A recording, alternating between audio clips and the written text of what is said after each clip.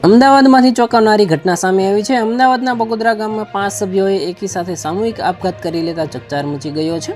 મળતી માહિતી મુજબ એક જ પરિવારના પતિ પત્ની અને તેમના 3 બાળકોએ ઝેરી દવા ગટગટાવીને પોતાનું જીવન ટૂંકાવ્યું છે। મૃતકોમાં વિપુલ વાઘેલા, તેમની પત્ની સોનલ વાઘેલા, 11 વર્ષની દીકરી સિમરન, 8 વર્ષનો દીકરો મયુર અને 5 વર્ષની દીકરી પ્રિન્સીનો સમાવેશ થાય છે। આ પરિવાર મૂળ ધોળકાના દેવીપૂજક વાસ બોરકોઠાનો વતની હતો। અહીં વિપુલ વાઘેલા ભાડાના ઘરમાં રહેતો અને રિક્ષા ચલાવીને પોતાનું ગુજરાન ચલાવતો હતો। જોકે પરિવારે આપઘાત કેમ કર્યો તે વિશે હજુ કોઈ નક્કર માહિતી મળી નથી। ઘટનાની જાણ થતાં બગોદરા પોલીસ અને તેમજ એમ્બ્યુલન્સ તાત્કાલિક ઘટના સ્થળે પહોંચી હતી। આ સિવાય અમદાવાદ ગ્રામ્ય એસઓજી, એલસીબી, એફએસએલ અને ધંધુકા એએસપી પણ ઘટના સ્થળે પહોંચ્યા હતા। હાલ તમામ લોકોના મૃતદેહ પોસ્ટમોર્ટમ માટે હોસ્પિટલમાં ખસેડવામાં આવ્યા છે। પોલીસે સમગ્ર ઘટના વિશે તપાસ કરવા માટે ઘરમાં શોધખોળ હાથ ધરી છે। જોકે હજુ સુધી કોઈ સુસાઇડ નોટ હાથમાં આવી નથી।